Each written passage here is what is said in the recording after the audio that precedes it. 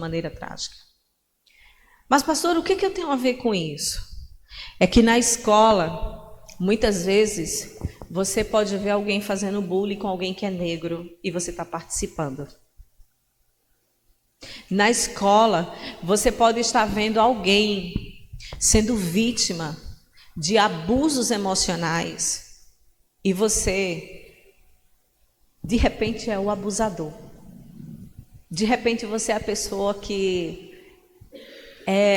faz parte do grupo que abusa desses irmãos negros.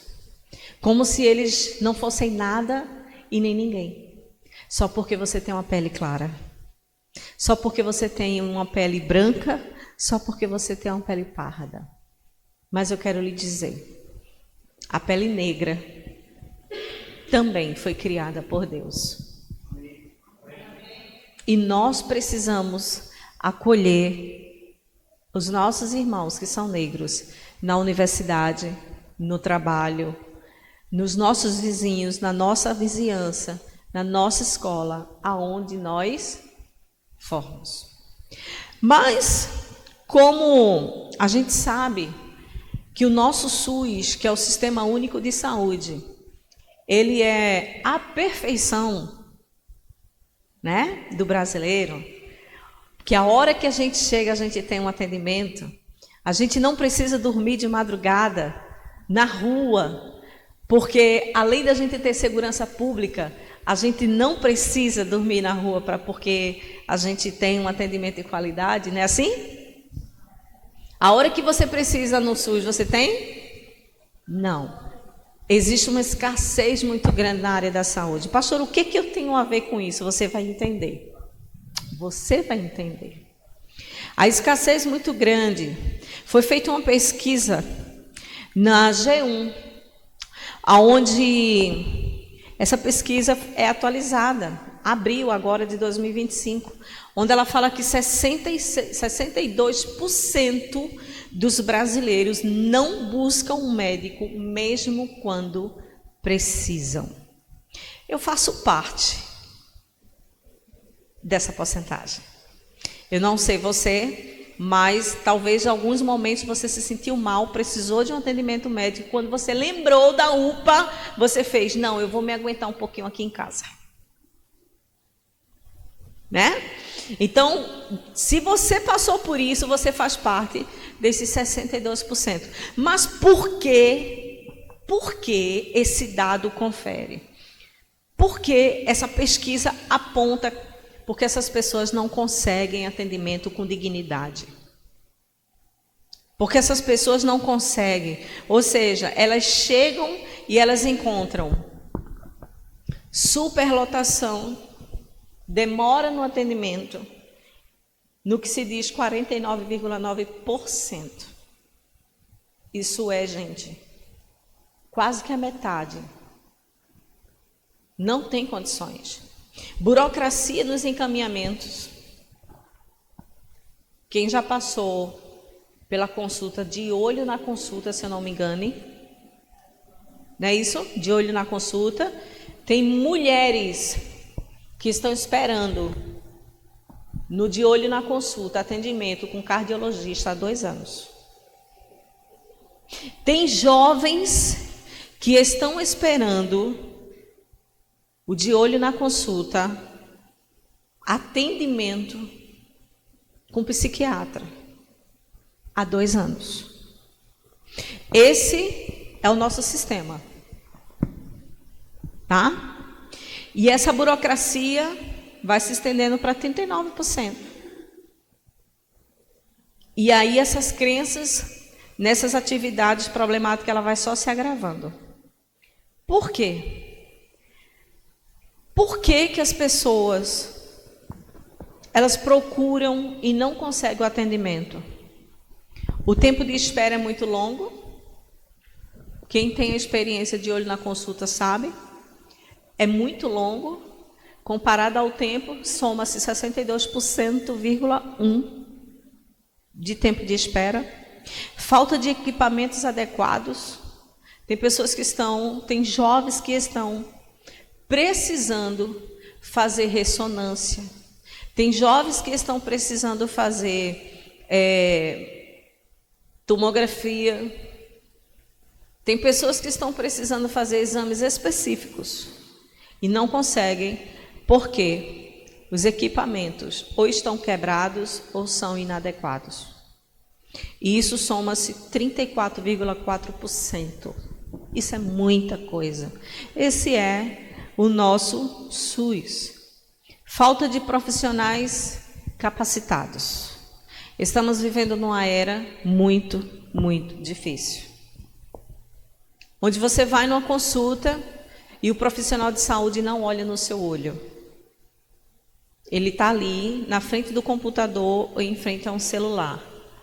E eu quero alertar vocês, porque vocês já são dessa era. Fica ligado. Não recebe qualquer receita.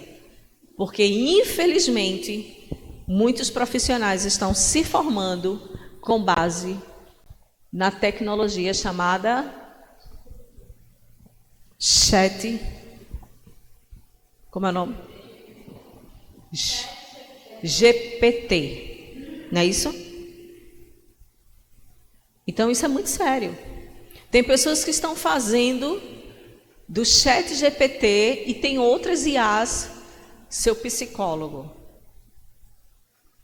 Consulta e começa a conversar como se aquele canal da tecnologia fosse entender as emoções do jovem. E com isso, nós estamos com uma realidade muito difícil, ou seja, a nossa saúde pública está em escassez. Isso é uma oportunidade, isso é um problema, isso é um desafio, mas isso é uma oportunidade para Jesus entrar nessa situação. Segurança pública, eu não vou nem falar. A gente já viu esse jovem que foi aí abordado a tiros, né? E infelizmente veio a falecer. E isso tem sido a realidade. Mas quando a gente traz bem mais para perto de nós, a gente vê que a gente tem passado no nosso bairro por esquinas onde sempre tem um ou outro se drogando. E perceba, você ignora o ser humano que está ali, você desumaniza o ser humano que está ali, e o que acontece? Você olha apenas como um drogado. Mas no fundo, se Jesus estivesse passando comigo e com você, certamente Jesus iria parar para conversar. Porque Jesus não iria ver a droga, Jesus não iria ver o drogado, Jesus iria com certeza o humano. Porque Jesus foi um grande missionário. E veja como nós estamos tão longe de missões urbanas. Quanto mais missões transculturais. Aí é que eu não vou falar mesmo. Porque existe hoje um movimento que se fala muito dos missionários. E eu poderia aqui falar de alguns missionários. Existe alguém católico aqui? Não se reprima, fique à vontade, porque eu conheço, tá? Uma missionária que foi católica, que fez uma grande diferença. E que falou de Jesus, e que teve grandes obras missionárias, e que fez uma grande diferença no seu bairro. Alguém aqui é católico? Então, se tem alguém aqui me assistindo, ou se tem alguém aqui presente, eu quero dizer para você. Quem foi a Madre Teresa de Calcutá? Se você for escutar a história dela, por favor, os evangélicos não me critiquem. Mas olha a vida dela e procura pelo menos fazer um pouquinho do que ela fez. Ela cuidava do próximo. Se você for estudar um pouquinho a história do missionário Ronaldo Lidório, missões aqui no Brasil, é espetacular. E se a gente for citar aí grandes missionários, a gente tem muitos exemplos. Mas eu não quero falar da vida dos missionários que deixaram legado, que deixaram livros, que abriram igrejas, que fizeram grandes obras. Eu quero fazer a gente refletir sobre o que nós não estamos fazendo e sobre o que nós podemos fazer. Porque nós somos chamados por Deus para ir. E nessa noite existe um chamado. E o tema da nossa mensagem é: eu vou. Porque hoje vai ser lançado um desafio. Porque Jesus disse assim: ide por todo mundo e pregai o evangelho só aos brancos. Amém? Ele disse: ide por todo mundo e pregar o evangelho só aos indígenas. Ide por todo mundo e pregar o evangelho apenas para os ricos. Não, ele disse: ide por todo mundo e pregar o evangelho a toda criatura. Primeira visão missionária que nós percebemos de Jesus é que ele olha para toda a humanidade como um campo missionário. Ele não olha para o ser humano e desumaniza o ser humano. Ele olha para o ser humano e ele diz: é um campo missionário. Então, a partir de hoje, quando você vê alguém na rua se drogando, não diga: é um drogado. Não, é uma vida. Quando você vê um negro passando na rua, não diga: é um negro. Não, é uma vida. Imagem e semelhança de Deus. Entende? Então, quando Deus nos apresenta essa visão missionária, quando Jesus, ele nos apresenta essa visão missionária, a gente vai ver que ele vai lá nos seus movimentos, em Marcos capítulo 15, nos seus movimentos de relacionamento com a cidade. A gente vai ver que Jesus andava em Jerusalém, a gente vê que Jesus andava em Cafarnaum. E onde ele passava, ele ia desfrutando de um relacionamento e de uma boa visão. Não das pessoas com ele, mas dele para com as pessoas. Porque a missão começa no seu olhar. A visão começa num olhar. Jesus, quando ele olhou para o mundo, ele disse: é um mundo sofrido. Quando ele olhou para mim, quando ele olhou para você, ele disse: há um sofrimento aí. É um campo missionário. E se você parar para observar direitinho, nós temos um pouco da empatia de Jesus. Mas o maior desafio é nós termos realmente a empatia de Jesus, que parava para pessoas que eu posso dizer que é o nosso SUS. Vamos pensar que hoje é o nosso SUS, mas Jesus parava no SUS da sua época, num bando de gente leproso.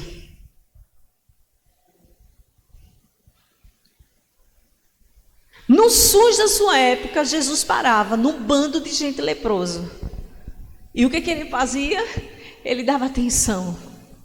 Ele conversava. E ele dizia: você quer o quê? Fale. E quando surgiam os pedidos, ele ia fazendo conforme os pedidos. E além de curar, ele salvava.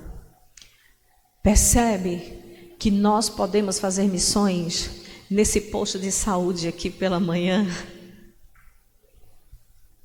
Muitas mães que estão de olho na consulta, esperando um atendimento. Muitas mulheres que estão esperando de olho na consulta um atendimento. Que estão com câncer, estão com tempo de vida cronometrado. Enquanto que nós estamos muito bem, obrigada. Estamos muito bem, obrigada. O SUS que Jesus frequentou foi os leprosos. Mas nós temos aqui um posto na rua da gente. Nós temos a UPA de Barra de Jangada. Nós temos os hospitais. Qual é a ação que a gente pode fazer? Eu achei muito bonito que no tempo da pandemia, muitas igrejas foram para frente do Hospital Restauração. E foi lindo. Muita igreja de joelho na pista, suas mãos estendidas, orando. Mas quando passou a pandemia, acabou. E eu louvo a Deus que ainda existe um pequeno grupo que se capacita, que busca capacitação para entrar dentro de um hospital, que se chama capelania, para levar alívio para as pessoas. De vez em quando, a gente tem aqui um adolescente que vai para o IMIP, passa mal, tem uns desconfortos, e lá dentro do IMIP, a sua mãe, mesmo tendo que cuidar dela, leva também alívio para outras mães e para outras crianças. Enquanto muitas vezes nós estamos aqui e nem sequer dizemos assim: você precisa de alguma coisa? Nem que seja para ser falso, irmãos. Às vezes a gente nem serve para isso, porque nós só pensamos no nosso umbigo. A gente só pensa no nosso umbigo. A gente só pensa em trabalhar, estudar, ganhar dinheiro. Eu estou assim também. E isso é bom, porque missões também precisam de dinheiro, né? É muito difícil fazer missões liso, viu? Então começa a arrumar parceria. Mas a gente tem medo de entrar nas bocas de fumo, sim ou não? É complicado. Eu lembro que 14, 15, 16, eu acho que há uns 17 anos atrás, eu sou ruim de tempo. Há uns 17 anos atrás, nós pastoreávamos um bairro e nós tínhamos famílias e houve uns desencontros familiares, e desses desencontros familiares terminou, né, os pobres dos pastores entrando no bolo. E aí toda vez que a gente ia guardar o nosso carro, ficava de costa, nós sofríamos ameaças. E era horrível esse tempo, porque toda vez a gente esperava. E foi um tempo muito difícil. E um dia nós fomos abordados na porta da nossa casa. Quando o cidadão parou a moto, mostrou a ferramenta, fez a proposta, e meu marido, corajosamente e medroso, olhou no olho do cidadão e disse: e aí, rapaz, tudo bem? Aí ele olhou e fez: tudo bem. Fez: você é uma bênção, viu? Aí ele: amém. Tô orando por você, viu? Ele: amém. E eu disse: meu Deus, não fale mais nada não. E aí ele arrancou a moto e foi embora. Agora a gente não tinha nada a ver com isso. Era só problema dos outros. Mas éramos pastores de vidas, pastores de famílias. E muitas vezes a gente tem medo, né? Mas Jesus entrou nos becos e vielas, sim. Jesus entrou. Jesus entrou. Eu lembro das vezes que nós saímos aqui e um jovem, a gente fez a visita, saiu tarde da visita, e quando a gente entrou num carro, o Senhor falou para mim: chama ele de Paulo, de Saulo. Eu desci do carro e gritei: Saulo, Saulo! E o rapaz andando nesse beco aqui do lado, eu: Saulo! Eu acho que, tipo assim, só tenho na rua, é de madrugada, essa mulher está me chamando, confundindo meu nome. Ele olhou para trás, não foi, Duda? Quando ele olhou para trás, ele: a senhora está falando comigo? Eu disse: é tu mesmo, homem. Eu esqueci teu nome, vem cá. E ele veio. E quando ele chegou, eu comecei a contar a história de Saulo para ele, que tinha matado Estevão e que estava saindo para matar o restante dos cristãos. E no meio do caminho, Deus o encontrou. E ele disse: é exatamente isso que está acontecendo agora, não foi, Duda? E ele disse: como é que eu faço para não não cometer esse crime. Ele disse, homem, só é tu não cometer, para agora. Como eu não tive coragem de dizer, bota a ferramenta para fora, porque eu não queria ver. Aí Jonathan fez assim, me dá a tua ferramenta. Aí quando ele dá a ferramenta, essa daqui pega. Aí fica na rua correndo com a ferramenta na mão. Aí bota no lixo. Aí tira do lixo, aí bota lá num lugar encostado, e Jonathan orando, e fazendo assim, e eu assim, e Betânia de olho fechado, e ela pegava a ferramenta, e essa rua foi pequena para Eduarda. E o homem lá, em lágrimas, ajoelhado, chorando, mas ele não estava chorando de arrependimento, ele estava chorando com raiva, porque não ia tirar a vida do outro cara. E quando ele levantou, primeira coisa que ele perguntou foi o quê? Cadê a minha ferramenta?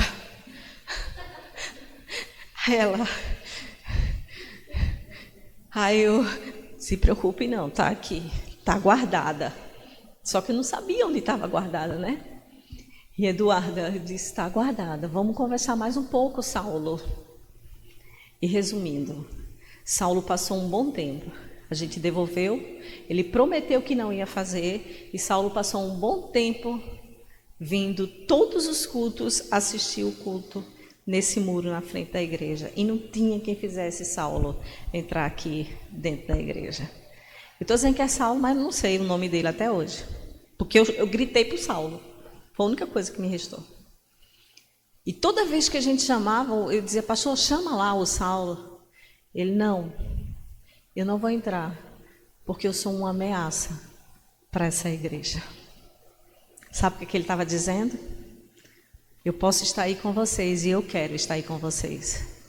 Mas a qualquer momento alguém pode vir ceifar minha vida e algum inocente ir comigo. Sabe o que significa? Desafios de missões urbanas. O que é que a gente está fazendo? Talvez tenha alguém assim, que mora do lado da sua casa. Talvez tenha alguém assim que está começando a se perder. Talvez tenha alguém assim que está começando a pensar em sair da igreja para experimentar algumas coisas que o grupo de amigos está oferecendo, naquela ilusão que vai ser algo passageiro. Mas esse algo passageiro pode nunca mais trazê-lo de volta. E nós estamos fazendo o quê? Enquanto que tem muitas mães que estão clamando. Os jovens que passam por aquela porta para visitar essa igreja. É você que aborda? Ou são os velhinhos da igreja que abordam? Porque você está muito ocupado. Porque você está muito ocupada com o namorado, com a namorada. Porque você está muito ocupada em conversar, em distrair a mente, porque você está estressado. Enquanto que os velhinhos e as velhinhas têm que ir atrás. Por que você não está fazendo missões urbanas? Porque certamente Jesus iria abordar. Certamente Jesus iria. E olha, Jesus ele falou assim, olha,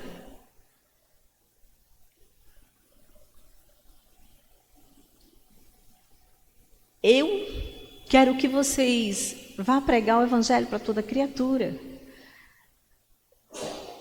E as criaturas estão nas cidades, estão nos bairros, estão nos becos, estão nas faculdades, estão nas escolas, estão nos ônibus. Sabe quando você faz missões? Quando você está no ônibus e sobe um idoso, uma idosa. E você fica naquele dilema, pensando na educação do pai e da mãe. Poxa, minha mãe ensinou que eu tenho que dar o lugar. Minha mãe ensinou que eu tenho que dar o lugar. Eu vou fazer vista grossa, fazer de conta que eu estou dormindo. Sabe de uma coisa? Me lembrei de um pedido de oração. Vou orar, vou entrar em espírito aqui.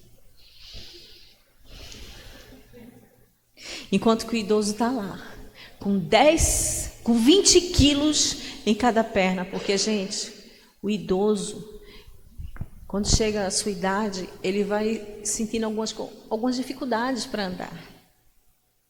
A facilidade que a gente tem de levantar o braço, o idoso não tem. Percebe que você sobe no ônibus? O idoso não, ele pega aqui, e uma dificuldade. Mas na hora que você vê o idoso, você faz, rapaz, eu me lembrei que a pastora Gisele mandou a gente jejuar pelo aniversário da igreja. Aí começa. Espírito de oração. Mas é impressionante quando chega na parada. Parou. Aí você desce com aquele sentimento. O senhor quer sentar? A senhora quer sentar? A vez é sua. Deixa eu dizer uma coisa para você. Faça missões com os idosos. Promova bem-estar para os idosos. Deixa eu dizer uma coisa para você. Vá pesquisar a solicitude e a solidão dos idosos. É muito grande. A solidão dos filhos, a síndrome do ninho vazio, a solidão e a saudade dos netos é muito grande. E você pode ser um neto, você pode ser uma neta para um idoso. Você já pensou que na sua igreja tem idoso? Você já pensou que na sua igreja tem idosa? Você já pensou que hoje você é jovem, mas amanhã você vai ser idoso e idosa? E que talvez você vai passar pela solidão? E que talvez você vai ficar dentro de uma casa sozinho, olhando para as paredes? E deixa eu dizer uma coisa para você. Adote um idoso e uma idosa como teu avô e tua avó. Procure os vovôs e as vovós da igreja. Por que não vêm para a igreja? Às vezes eles não querem carro e nem Uber. Às vezes eles querem, sabe o quê? Só um braço para se apoiar e vir para a igreja. Alguém concorda comigo? Eu estou falando alguma besteira aqui? Você tem todo o direito de confrontar. Amém? E só quer um braço para você passar lá e dizer assim, eu vim ser seu Uber hoje. Bota aqui, apoia. Vamos para a igreja. E vem. Mas a grande questão é que a gente pensa que isso é a função do pastor, da pastora, da diaconisa, do diácono, do presbítero, do missionário, da missionária em geração. O Senhor, a palavra de Deus diz que vocês são fortes. A palavra de Deus diz que vocês venceram o maligno. E Deus, Ele conta com vocês porque vocês são fortes. A força está em vocês. Aí talvez você agora na sua mãe diga, pastora, por que eu ando tão cansada? Claro, a Bíblia diz que os jovens se cansarão. Mas no meio do seu cansaço, faça missões. E eu pergunto, quem é o vovô e quem é a vovó que você vai adotar para trazer para a igreja? Para você ligar, para saber como é que está. Jesus disse que eu e você somos a luz do mundo. Ele disse, brilhe a vossa luz diante dos homens. Brilhar a vossa luz. Quem estuda aqui?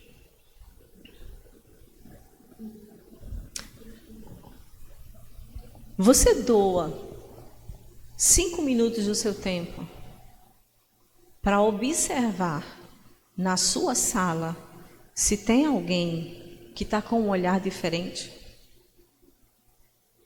Eu não estou dizendo para você ir lá falar e orar. É para observar. Se tem alguém que rotineiramente tem um olhar, mas de repente, naquele dia, o olhar está caído. É aí onde entra missões. Um abraço, um versículo, uma palavra. Entende? Quinta-feira eu estava destruída emocionalmente. Vocês não imaginam como é que eu estava. Aí Lion chegou, e aí, tá bem, boy? Tô bem. Mas eu não estava.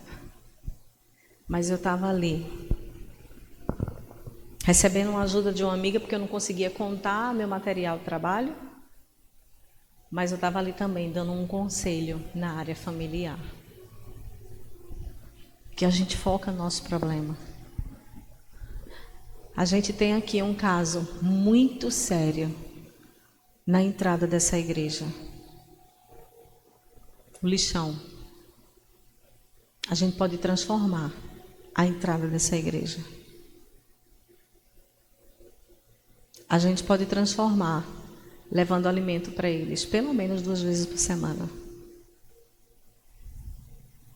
A igreja tem toda a estrutura para você fazer cuscuz, comprar bandejas de ovos, salsicha, chegar mais cedo, preparar as marmitas e levar para eles se alimentarem. Porque se você parar ali, as pessoas estão se drogando. Pastora, como é que a senhora sabe? Porque eu já fui lá. Como é o nome deles que eu esqueci? Anderson. Tem Anderson e tem o outro. Acho que Manuel. Seu Manuel. Né? Esqueci. E é impressionante que eu tentei de tudo para chegar perto dele. Ele fez, não venha não, irmã. Não venha não, que agora eu estou desapropriado para falar com a senhora. Sabe por quê? Gente... Isso é o quê? Que nome é esse? Não sei. É Vi? Acabou. Gostei. Isso é cria da pastora Gisele, gente. Isso é cria da pastora Gisele. Pastora Gisele, viu? Tá bom. Acabou. Brilhe a vossa luz diante dos homens. Eu gostaria de contar agora com o celular da pastora Mônica, o celular da pastora Gisele, o celular de Givanese, o celular do pastor Jonathan,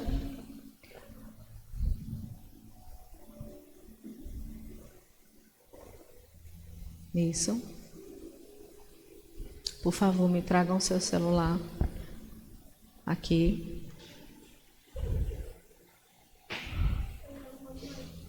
Muito obrigada.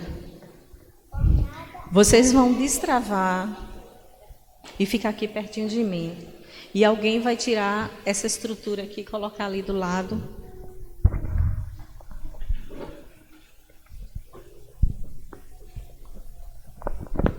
Tirar esse carrom, deixar esse espaço aqui todo livre.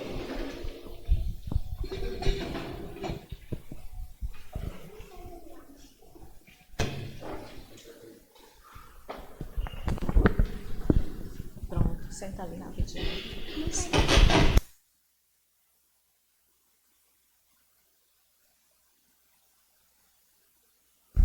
Agora eu gostaria que apagasse todas as luzes.